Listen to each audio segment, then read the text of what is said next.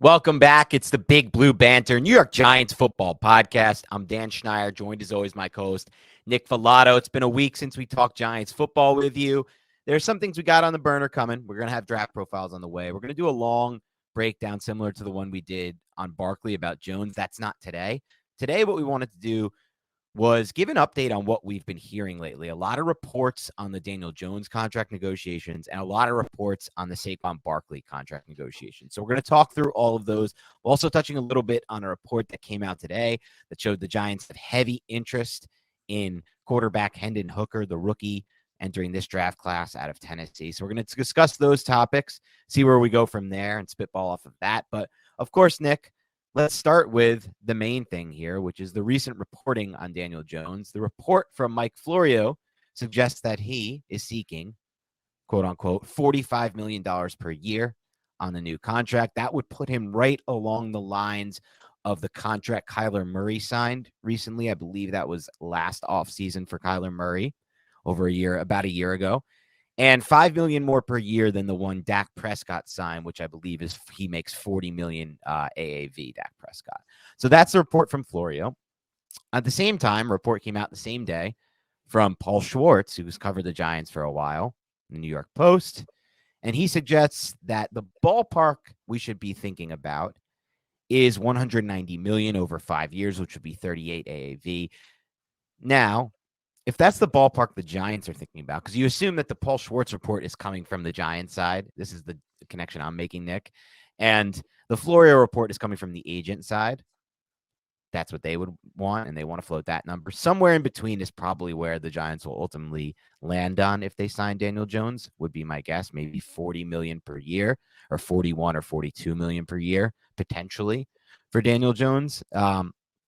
And, Nick, the last factor in this is not the report, and we're going to touch on all these individually, but is the fact that Daniel Jones has switched agencies and he now has new representation than he had at the beginning of these contract negotiations. So where do you want to start here, Nick, on your thoughts coming back from, I know you were away for the week in Washington, D.C., and then you come back and you hear all of this.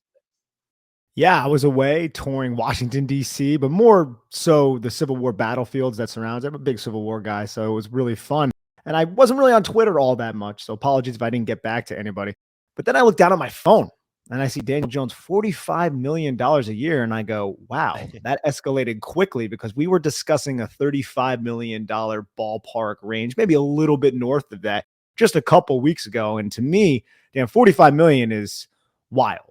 I did not anticipate that number to even be thrown out there. I don't know how much we can read into Florio's report, but it does seem like it's trending more towards that north of Dak Prescott number, which is at 40 million, as you said. And to me, that is quite a sum of money for Daniel Jones, who I really like, who I do appreciate, but I'm not certain as of right now that that would be a wise investment. Yeah, it's really interesting. I think as far as do we trust the report coming from Mike Florio, given his kind of like checkered background of reporting, not always right. Some of these things have been wrong. Again, I feel like it's one thing that we should consider through all this, the contract negotiations, Nick, is it reminds me of, though it's not the same, but it reminds me of draft season where there's some reports that are fake, some reports that are real, but a lot of nonsense floating around at all times. And in this scenario, I think that report by Florio is accurate because I think he heard from the agency side, the new agency side. Obviously, he's represented, like I said, by a new agency. I think he heard that that's what they're seeking. It could be very well true that the new agency representing Daniel Jones is seeking $45 million per year. Why would this make sense?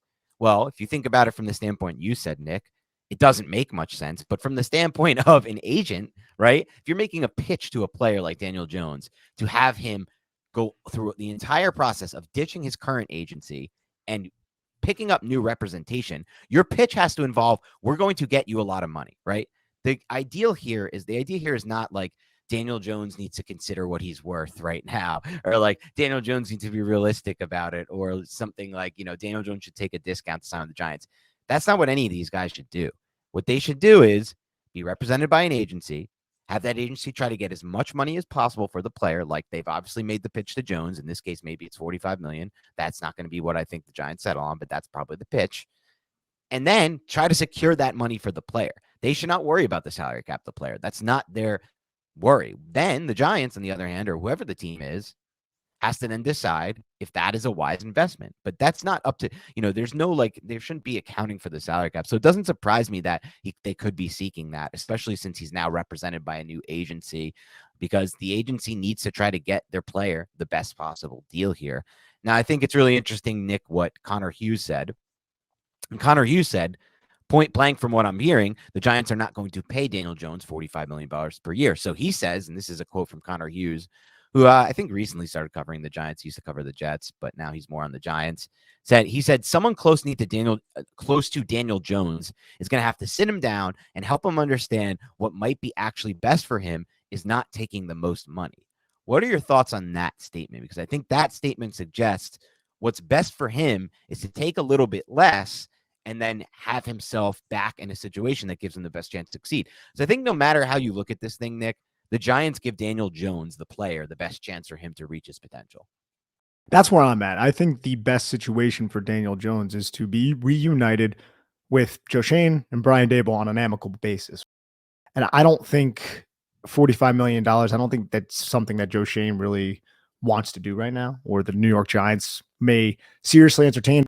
I don't know, Dan. I don't think it's the best for the New York Giants to be giving that type of money out to Daniel Jones at this point of his career. And I'm curious, man, I kind of want to circle back to something. Could transitioning from CAA, I think was the name of the agency that he used to be with, to Athletes First, could that be because CAA wanted too much and Daniel Jones wasn't necessarily saying, hey, I want less money, but he was like, I want to work with the New York Giants. I want to return to the New York Giants, and you're not making that easy for me. Could that be an avenue that is the reason why Daniel Jones ended up actually transitioning away? Because I haven't heard the reason why. We're all just assuming that he wants more money. Maybe he's going at it like, I want to do what's best for my future. My best future is here in New York with the Giants, and I want to get paid what I deserve. But at the same time, I'm not going to demand $46 million per year. It's possible, Nick. I think both are possible. One that he would be leaving his first agency, going to the next one, because the next one, in this case, Athletes First, has pitched, we're going to get you the most money possible. We're going to get you the best deal possible. And what they could also pitch is, look who we have. We've got Todd France on our staff, right? He's a super agent, Todd France, and he also represents Dak Prescott, right? So he says, maybe take a look at what I did with Dak Prescott. Take a look at the contract I got for Dak. Come over here. We'll get you something similar. That, to me, is a lot more likely than the other way of it. Look, like this, his former agency is asking for too much. The Giants aren't budging, and Daniel Jones is like, well, let's go on to another agency that's a little nicer, or that maybe has a better relationship with the Giants, or would take. But it's possible. You don't know which side. Like, we don't have that information, so we really don't know.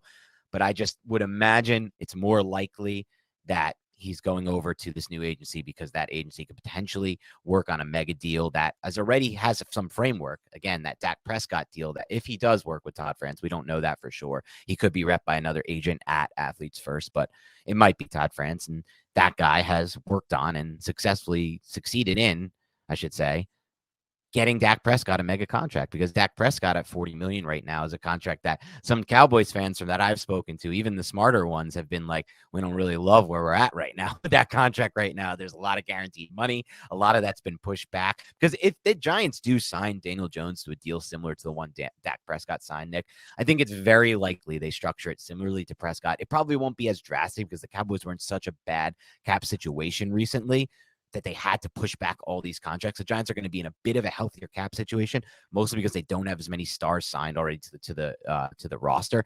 And even like if you look at Andrew Thomas and Dex Lawrence and all these big contracts coming, there's not as many players who are going to have big contracts. So I would imagine most of that Dak Prescott contract, and I'd have to look at this. I should have looked at this before the show, but I'd imagine a lot of that has been pushed back. But the Giants will look to do the same, right? Like they're going, once you sign the quarterback and you commit to him, you're basically saying, I'm in a window where we have to win with this quarterback, so I need to get him talent around him. The only way to get him talent around him once he's taking up $40 million of your cap space is to push that contract back and eat it later, right? And maybe you have to make those tough cuts later on, year 3, year 4, year 5 with Daniel Jones. Or in this case, Dak Prescott for the Cowboys. But right now, you give yourself the best chance to win. So I'm not sure to answer your question on that, but I would imagine that it's the other way around. I lean in that direction too, but I just kind of want to put that out there as well. If we're just talking right now, like, look, Daniel Jones, $45 million a year, like, who feels comfortable with that? Well, look, so who feels comfortable? That's a good question. So I think one of the things with this, Nick, is, and it's a tough conversation to have, but one of the things with this is you have to, like, we all look at it like, okay, Daniel Jones has this body of work. There's an injury history there. There's 3 years of middling to bad play. Now, 2 of those years are Jason Garrett years, so a lot of people want to wipe them clean, and I'm okay with that. The first year is the big one for me. I think it's very overestimated by Giants fans. They all consider it to be a good year. Jones, in my opinion, was not good as a rookie. He was good compared to most rookies because most rookies struggle. I guess he was good, but if you look at the EPA, the CPOA, the games against the actual good defenses they faced that year, he was horrible in those games. He was terrible against the Minnesota defense. He was terrible against a lot of the good defenses. He beat up on a bad Jets D. He beat up on a quitting Washington D. And that's where most of the stats came from, even the touchdowns. So the yardage wasn't good overall. The yards per attempt wasn't good. So he really was only good in this year, in my opinion, especially on film, I think, in 2022, right? Like if you think of the 2019 Jones, Nick, he still was horrible from a pocket awareness standpoint, right? Horrible from a pocket manipulation standpoint, fumbling at stupid times, throwing interceptions at stupid times. The 2022 on film version of Jones was the big jump. So you may look at it like that and be like, then why can this guy get $45 million a year, right? And then you could even say, like, he didn't even have that good of a year in 2022, some people are saying, right? Because he only had the 15 touchdowns, didn't really throw for many passing yards. Everything was 1 to 20 yards. Nothing was attempted outside the numbers or deep down the field. But I think the whole point of this is, why would he be seeking this money, right? And why is it realistic to then have us get to a point where we're talking about finding an in between of 38 and 45 million, which is eventually where I think it will land. Because when you're negotiating these contracts, it really has nothing to do with what you did in the past. It's just a pure projection. So at this point, the Giants are making a pure projection play on a guy who's 25 years old, 6'5", can make all the throws, can run, has proven that he's getting a lot better with a pocket presence and a pocket manipulation standpoint. And he's starting to make plays off script, which he never did with his arm. He used to be able to do it with his legs. He's now doing it with his legs and his arm. So it's all just projection based, in my opinion. And that's why it's like, you can't ask Jones to sign a contract for 5 years, 30 million per year, let's say, or 32 million per year with the franchise tag numbers, because the projection is, in his case, his side is arguing, we're going to get a lot better to the point where I am going to be worth that $45 million a year and maybe more. And then we're going to be underpaid. So that's it's all projection based, I think. It is all projection based, but man, I feel like that's just a precarious game to play. And I understand that Jones struck while the iron was hot, and he has leverage with this, right? Because they're coming off of first year in Brian Dable's system, right? And he played very well. They won a playoff game for the first time since the Giants won the freaking Super Bowl. And all that is all well and good, but you start tying up your cap space in a quarterback that isn't a surefire top 10 quarterback, yet he's going to be getting paid in that area. You're going to restrict yourself in the future. And then obviously everyone is aware of that. Everyone knows that. And I'm just not certain. I would much rather have a situation where we bring Daniel Jones back on a short-term deal or a franchise tag even, or something like that. It's just, I understand that might not be the case, because there's going to be a market for Daniel Jones if the Giants do not bring him back. There's going to be other teams that will be interested in him. You have Derek Carr, you have Aaron Rodgers, who are going to be like the big free agent dominoes. Daniel Jones is going to be in that conversation. Daniel Jones is significantly younger than those players. And that's one of the reasons why we're hearing these numbers of 45 million. And that's not lost on me or anything like that. But I do believe if the Giants come out and we hear that they sign a 5-year deal with around $45 million or $43 million per year, I'd be lying if I said, Dan, that I feel comfortable with that and that I am elated with that type of contract, just because there is a ton of uncertainty that would surround it. Yeah, and we'll talk more about the specifics of what we want them to do when we do the Daniel Jones Pro and Con podcast. But everything you said, I think, makes a lot of sense, Nick. And I think everything that you said makes it more comfortable for any fan, or it should make it more comfortable for any fan, to sign him to a shorter term deal, or to structure the contract in a way that originally people were discussing with like year 3 out or something similar to the Derek Carr contract and how that was structured with the Raiders. But having said that, I think that was more of a possibility like earlier in the season, mid-season, week 9, week 10. Now it feels like the page has turned on that, and the Giants are really gearing up to make this commitment to Jones, because look, a lot of this will come down to the structure of the contract, right? Like there are differently structured contracts. For example, I mentioned the Dak Prescott deal earlier. That's around $40 million AAV. The Kyler Murray deal, which is around $45 million AAV, was a lot of guaranteed money. And the Deshaun Watson, I think, was fully guaranteed. So a lot of this does also come down to the guaranteed money when you're looking at this type of thing. Because if Jones's contract is $200 million for 5 years, but 80% of that is guaranteed versus Jones's contract at 5 years for $200 million, but 40% is guaranteed or 30% is guaranteed. That's a whole different contract at that point. Because the biggest concern to me with Daniel Jones is he doesn't meet the projection potentially. He gets older in the system. He gets hurt again. He's a running quarterback. And now we're in year 4 and year 5, and there's no way out. Because I want to go over this Dak Prescott contract real quick with you. I was Googling it while you were talking, because it's so interesting the way they set this up. And it just kind of gives you an idea, I should say, of what the future could be. Because I don't think the Giants are going to set this thing up similar to the Dak contract, because that would be, in my opinion, very risky to do, because they really backloaded the F out of this thing. And they have 2 void years in this, which are not good for like salary cap purposes. And not good. It's a way around the system. The Eagles have been using the void years. The best team used the void years, but it's like risky as hell. But here's how they structured this contract, signed in 2021. $17.2 million was the first year cap number. And remember, we're talking about a $40 million AAV. So, if you're only allocating 17.2 in the year 1, like that's now you have 23 million to make up at some point, right? And then 19.7 in 2022 this year. So now you're adding another 21. So now you're at like 44 million to make up at some point over the 40, right? Because you have to spread that out over 40, right? And they did that, the Cowboys, and that was 8.2% and 8.9% of their total cap these past 2 years, 2021 and 2022. And they did that because they were already kind of over the cap because of all their deals. And then they had to trade Mari Cooper, and they had to get rid of Lel Collins. So things got worse and worse from that standpoint. So now in 2023, his cap number is 49.1 million, Dak. And that's 21.5% of their total cap. And then it's going to jump to 52.1 million in 2024. So that's 20.4% of their total cap. The dead money next year is 90 million left. They have no way to cut him next year. The year after that, in 2024, they could cut him and save 12 million if things go really bad with Dak. But then they would take on a 39.9 million dead cap hit. So obviously they're not going to be able to do that either. There is an out in 2025. That's one of the void years where they can cut him and then take zero and have zero. No, there's not a void year. I'm sorry. I said that wrong.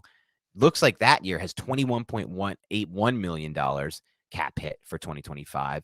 And that's fully guaranteed, essentially, in the sense that they've pushed all the guarantees back. So they would save $0, the Cowboys, if they cut him in 2025. So this is kind of just an idea. I brought that contract up, Nick, just to give you an idea of what could happen if the Giants do go forward with a 5-year deal for Jones that backloads a lot of it.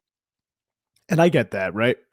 But if the Giants were to do that, man, you're talking about a risk. And that is such understatement, because Jones took strides, and it's plausible that he can continue to do that. He's a young quarterback, physical speed, all that stuff, right? But we're still talking about a quarterback right now who, if you didn't like his first read, it was use your legs. It was run the big gap. That's going to expose you to more injuries. We didn't necessarily see. Okay, let me say this first. I think he did do a solid job throughout the year, going through progressions at certain times. But if we were to take the totality of the season, Dan, we're going to talk a lot more about this in the pros and cons episode later in the week. If we take the totality of the season, there wasn't that many times where this guy was standing in the pocket and throwing to the field side outside the numbers. That could be on verticals. That could be on number 2-7 routes. Sure. There wasn't even that many times when he was doing that to the boundary side all that often, right? He wasn't attacking outside the numbers. He wasn't really stretching the field. His yards per attempt was still only 6.8 yards per attempt. And I'm not sitting here saying that cannot improve. But if you are exploring a 5-year deal worth $45 million a year, as some of these reports are indicating, man. Or let's just say like 41, 42, because I think eventually 41, 42, sure. Yeah. But if he doesn't consistently feel that out and start employing that into his arsenal, man, like, you're handicapped. And God forbid he takes a hit, right? Like using those legs, because he rushed for over 700 yards this year, and he was able to stay healthy. But every other year, do a great job protecting himself, in my opinion, on those runs. He never really has. He's got lucky, right? Yeah, exactly. And again, I don't think I need to preface this, but if you follow the Big Blue Banter podcast, we have spoken highly of Daniel Jones's development throughout 2022. I like Daniel Jones. This all comes down to economics, right? And I always bring this up, but when you're going to reset the market with the tackle and the defensive lineman in Andrew Thomas and Dexter Lawrence, and you have that much money allocated towards Daniel Jones, even with the cap expanding like around 20 million every year, because that's what it goes up, Right. it could get really ugly for the Giants later on. And that's kind of where I'm at right now. But I also understand what's the better option. And that's something else I think we'll break down pretty extensively on the next podcast. And that's part of the discussion too, because I brought up those contract numbers with Dak to show that the way the Giants are going to ultimately structure this Daniel Jones deal, if they do go forward with the 5-year deal rather than what you suggested earlier, which I don't want to tip my hat completely, but so I won't even say if I agree with it or not. But the franchise tag and the prove it is that if you're going this 5-year route and you're backloading, which they will, if they sign the 5-year deal, there's no shot they're not backloading. They're going to have to, because they need to then put the talent around him, or try to put the talent around him to see if this is for real. So if they do that, we're talking about by year 3 of this contract, he's going to make up 21 or 20, between 20 and 25% of their entire salary cap by year 3 of this contract with that backloaded guaranteed money. When you're putting 20 or 25% of that contract into somebody who's taking a lot of hits, rushing for 700 plus yards, getting hit a lot, not protecting himself while running, that's a very big risk, obviously. But again, that's like the same with Josh Allen at this point too. And also 3 years into that contract, if that does happen, of course, that's when Andrew Thomas's deal is going to kick in. That's when Dexter Lawrence, Xavier McKinney, all of these other names, like it's just backload them all. Exactly. You can't backload them all. And it's not as easy to just be like, hey, I like Daniel Jones. We have to get this done no matter what. Like, that's just not how this works, right? Because I like Daniel Jones, and I see the potential for a good quarterback in Daniel Jones. But to sit here and act as if we have seen that on a consistent level right now, I feel like is very disingenuous. It is, because one of the things that you have to do as a quarterback is to be able to consistently stretch the field vertically and horizontally, as you just broke down earlier. And you have to be able to consistently throw the football, right? He still hasn't proven that he can consistently pass the football on a 17-game basis. No matter what anyone says, the yardage speaks for itself. The yards per attempt speaks for itself. And the way that these yards are coming by speak for itself. As you mentioned, not a lot to the field side, not a lot outside the numbers, not a lot down the field. Everyone says he has a great deep ball, but we don't see it all that often. So what does that really mean? And the other side of this is what you broke down earlier. I think to also be able to consistently win in the NFL at the quarterback position, and this goes hand in hand with what I just said, but you need to be able to go through the full read and go through the full progression on a more consistent basis, because that will allow you to then throw outside the numbers. That will allow you to then throw down the field and use the entire width and length of the field.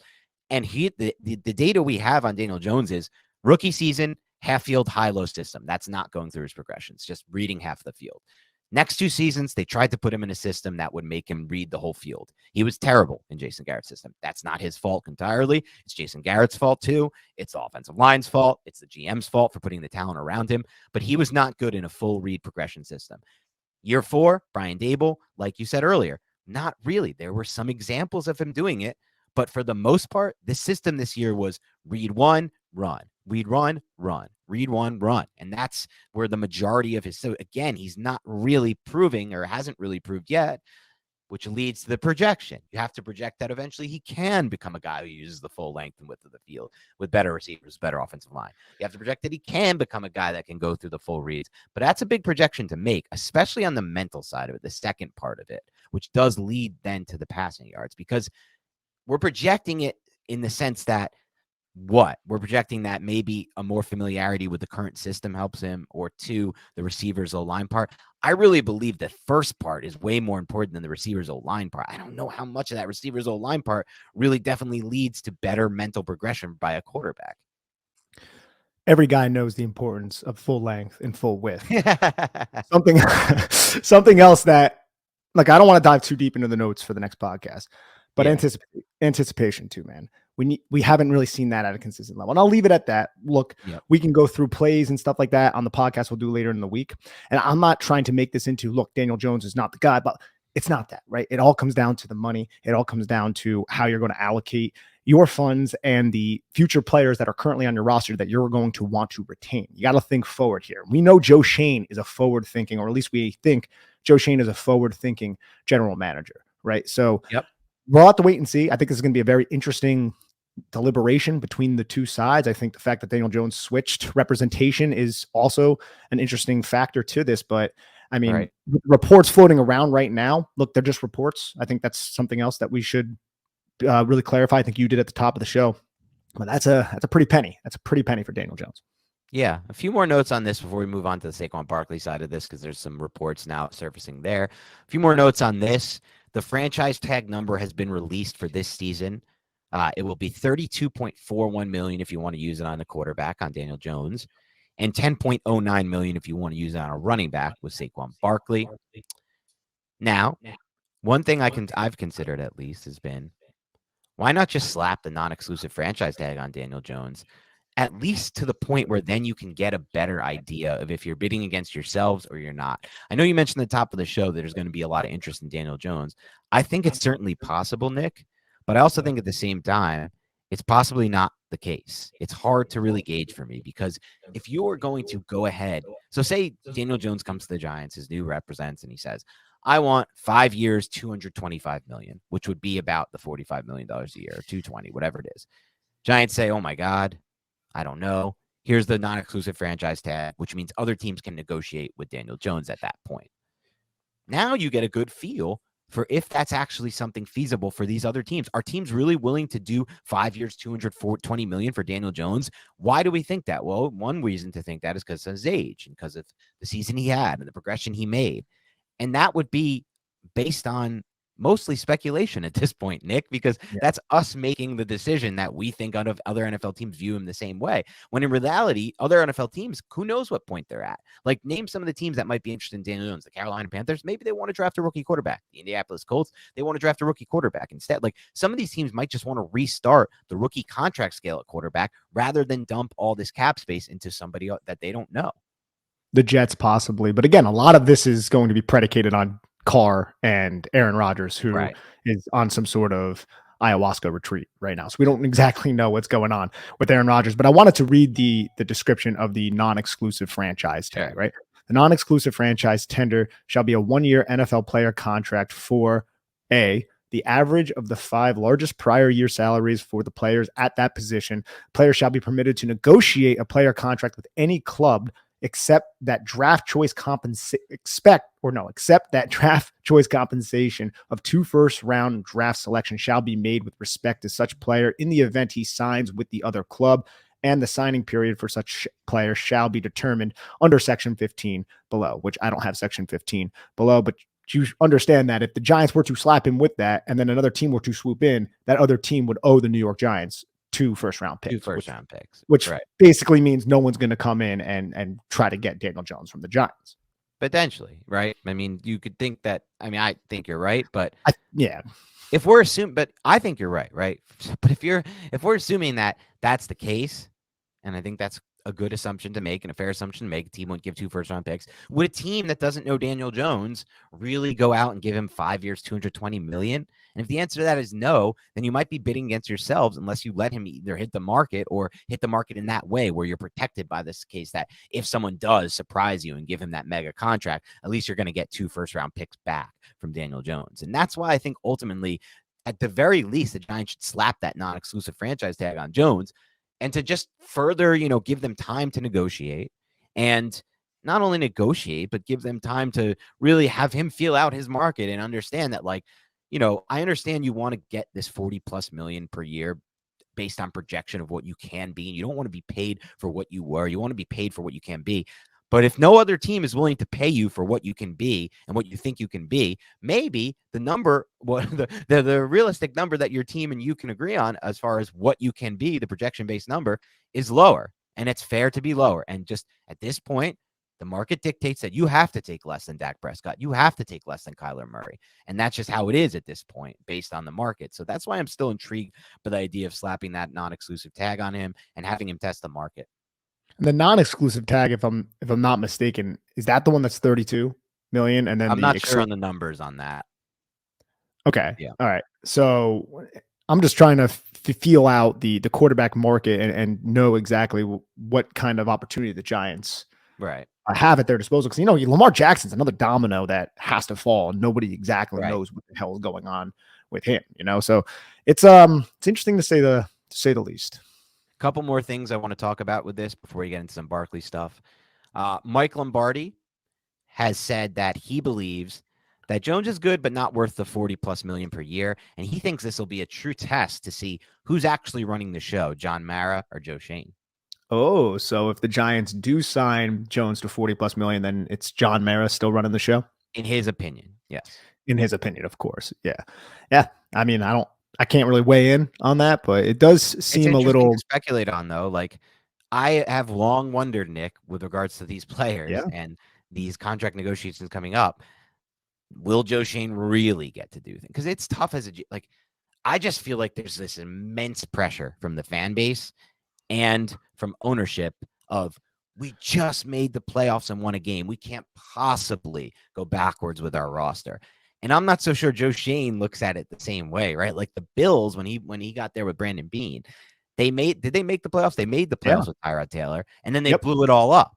Mm-hmm. And that was an ownership that was probably like, it's okay to blow it up. It's a different situation because Tyrod Taylor was older in his career, and he wasn't a former top 6 pick like Daniel Jones was. He's not 6'5", and he can't really – I think he can make all the throws, but he has, I guess, worse decision-making. He throws more interceptions reported. I think all the Taylor stuff with the Giants is all just BS. Any Giants fan who tells you anything about what Tyrod Taylor is or can be with the Giants is just talking nonsense because he's never actually played with the Giants under this system with Brian Daboll. And in my opinion, you cannot have any clue what he would be in this system. But having said that, it was a different scenario. I think with Taylor, he's not the same build as Jones. All the factors that make me want to keep Jones.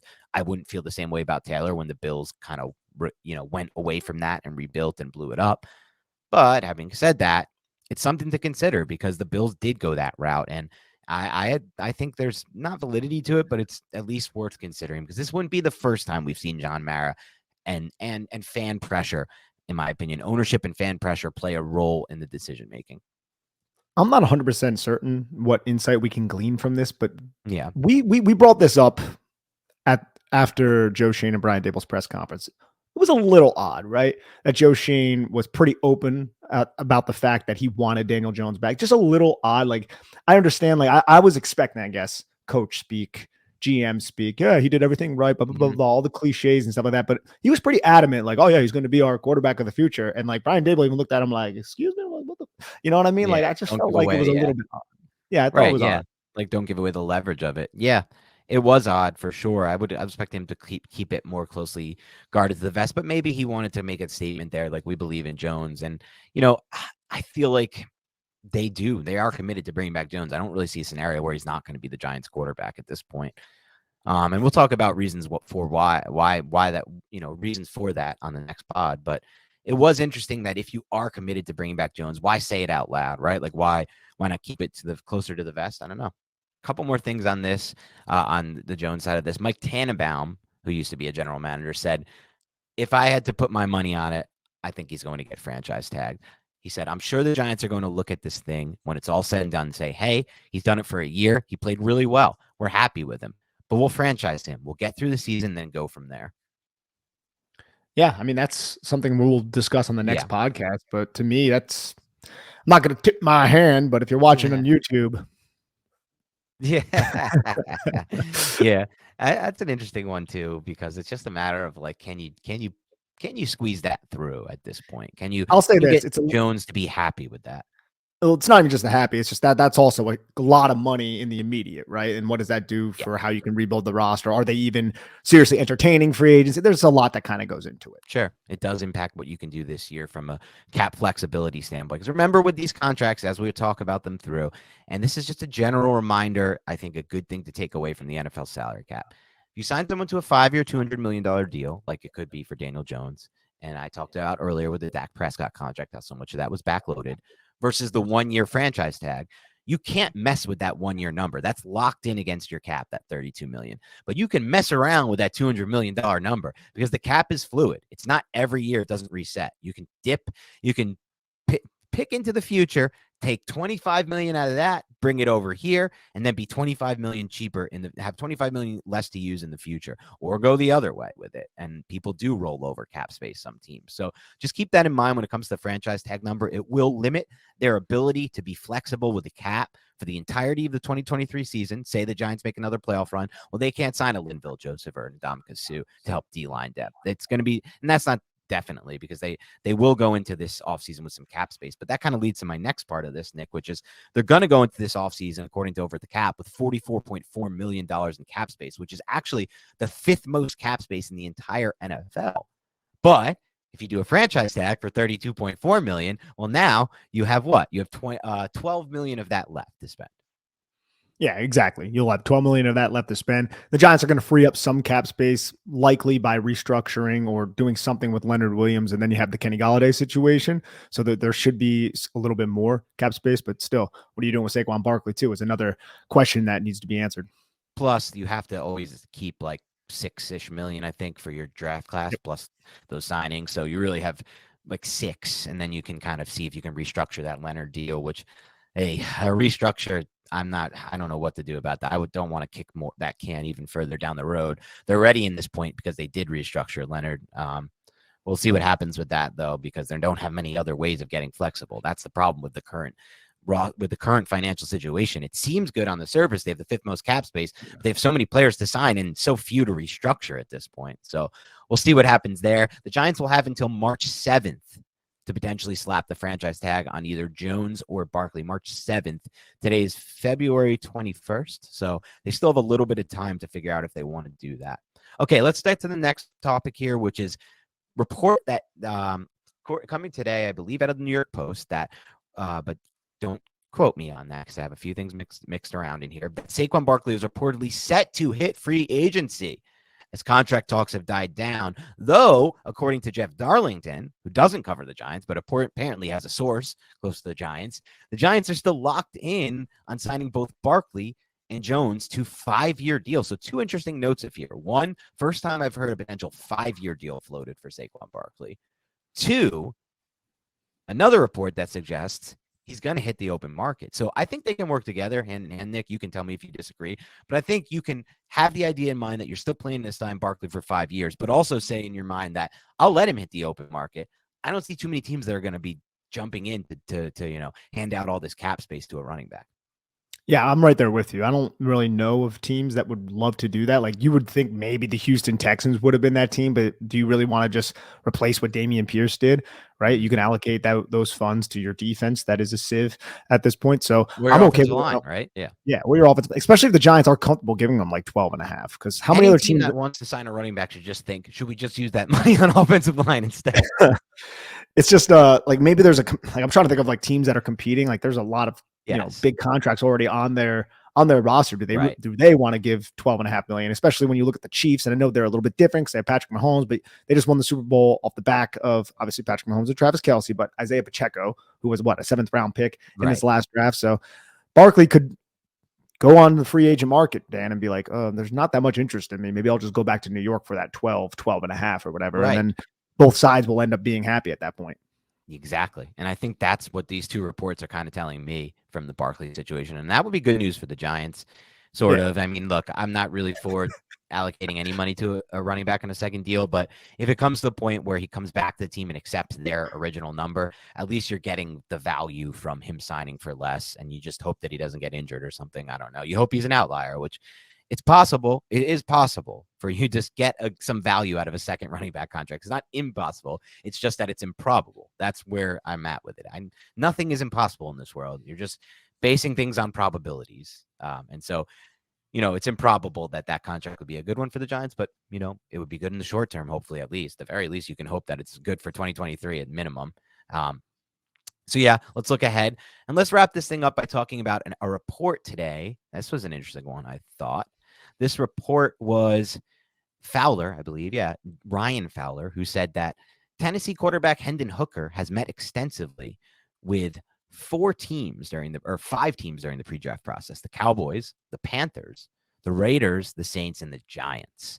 There's also an update that Joe Shane was seen at the Bama-Tennessee game and scouting Hooker for multiple games. He's also seen shaking hands with Hooker at the Bama-Tennessee game. And then I also got an interesting, once I tweeted about this or when I was talking about this, I got an interesting update from a listener who said that he remembers reading an interview with Gabe Davis, who said that when he was drafted by the Bills, Brian Daboll asked him a lot of in-depth questions about Josh Heupel's offensive system. That's Heupel, who used to coach Gabe Davis. Then he moved over to Tennessee, and said that he then incorporated some of those pass concepts into Buffalo's system there, which I'm sure he's then translated and taken over to the Giants system. So that intrigues me from that standpoint, right?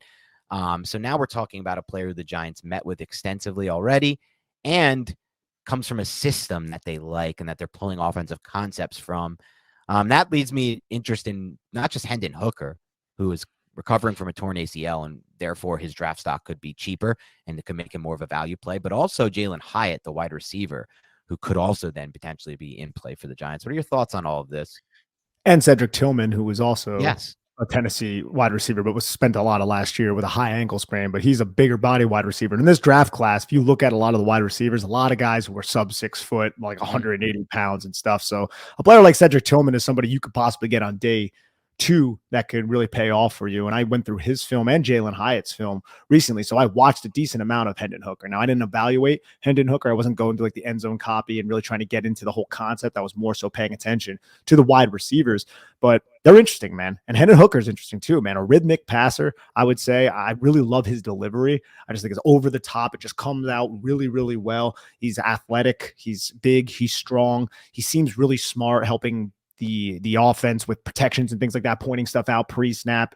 He played in a non-conventional type of offense. It's just really, really spread. Like they would have like stacks like 5 yards outside the numbers. Basically, Jalen Hyatt's like 2 yards away from the sideline, like things that you don't necessarily see too much in the NFL. But I came away, at least I would say it definitely piqued my interest when I saw these reports, because he's somebody that you might not have to get at pick 25. Right? You'd have to get him a little bit later because he's a little bit older and he's also coming off that torn ACL. But he could possibly be somebody who, at least from the film that I watched, could transition to be an NFL quarterback and be an above average one. And like I said, I didn't evaluate his film, but from what I saw from Hyatt's tape and Tillman's tape, I appreciated the ball placement, how he was throwing guys open, throwing with some anticipation, things of that nature, how he was looking guys off, going through a little bit of progressions. I mean, it's not like they were in a full progression read type of offense all the time. And there were a lot of guys who were schemed open because Heupel's offense has that kind of knack to do so. And Hyatt's also just like creating like 7 yards of separation all the time because the guy is just like a Tyreek Hill out there essentially. So I saw that report though, and I said, okay, Hendon Hooker is a name that maybe I'll go back to Tennessee's film and look closer into that quarterback, because he's one that look, when you beat Alabama, it can go a long way. And in terms of Jalen Hyatt, I don't know if you saw that game, because I watched that game. He had 5 touchdowns in that game, and that's when Hendon Hooker's like name was just seared onto the map. Even though he had a good 2021 campaign as a starting quarterback from Tennessee, I think he transferred from Virginia or Virginia Tech, if I'm not mistaken. I'm going to go look that up right now. And that's why he's 25 years old. So he's an older prospect coming off a torn ACL. You can maybe even get him in round 3, which would be interesting. He's hanging around there round 3. Maybe the Giants then snap that up. Potentially, he'll be a prospect that I now watch extensively and do one of my draft profiles for CBS Sports on, because because now that he has a connection to the Giants, I try to manipulate that so I can get all the players that are connected to the Giants in one way or another, and give Dave Richard, my colleague who also writes these draft profiles up, the players who the Giants might not be interested in. But obviously it's fantasy, so we do a lot of quarterbacks, running backs, receivers, tight ends. So Giants aren't always interested in those positions, but all that really intrigued me about Hooker. I've only really seen broadcast stuff from him watching Tennessee this year, but I definitely was intrigued by his skill set for sure. Joe Shane was there that day for the Alabama game, so he saw Hendon Hooker at his absolute best. But in addition to that, as you mentioned, there's another player who might be just as intriguing to the Giants, Jalen Hyatt, their wide receiver, who you said had a 5-touchdown game. I watched that game recently, his game specifically, just to cut up of him. And one thing I noticed from that game, and I'm sure it's littered throughout their tape, is they also did a lot of like some of the things we saw at the end of the season with the Giants passing game, like the stack releases at the line of scrimmage from these receivers. And so, that might be, you look at some of the concepts we talked about earlier, Gabe Davis asking Brian Dable talking to him, taking stuff from Heupel. Maybe you can look at Hyatt as someone who can kind of jump right in, and he's going to add the explosive element to the Giants offense they don't have. He's going to add the raw speed element to the Giants offense they don't have. And I'm curious to see if that will make him further up their draft board than maybe he would be in another system. Yeah, was almost exclusively a slot in college, which is I guess you could say just it's a drawback. Can he play outside, right? Like I felt like when he was pressed, he kind of, the rhythm of his release and his release package just in general was thrown off. But if you miss your press against this guy, he's gone. Like the acceleration, the explosiveness, it's elite level type of athletic traits that Jalin Hyatt has. Yeah, he's a one-year wonder. And I would say he's not that kind of guy who's going to climb the ladder and just, rip off contested catches, things like that.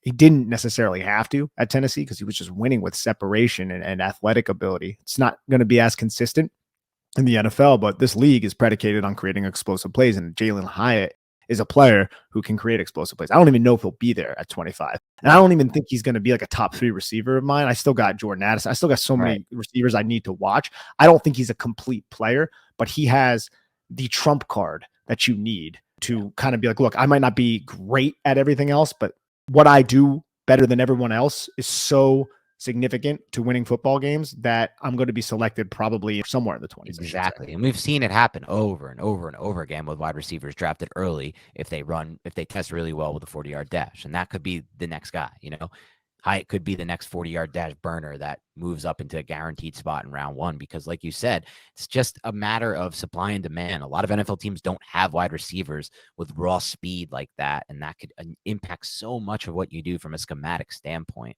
in my opinion. Of course, that would require him becoming a wide receiver who can win consistently on the outside and not just from the slot. Otherwise, that will limit you in many ways. But just an interesting pair of prospects to consider, considering the Giants have already showed extensive interest in both of them. That's Hendon Hooker, the quarterback out of Tennessee, and Jalin Hyatt, the wide receiver out of Tennessee. All right, that's all the time we have for today on the Big Blue Banter podcast. Thank you so much for tuning in. Have a great rest of your week, and we'll talk to you soon.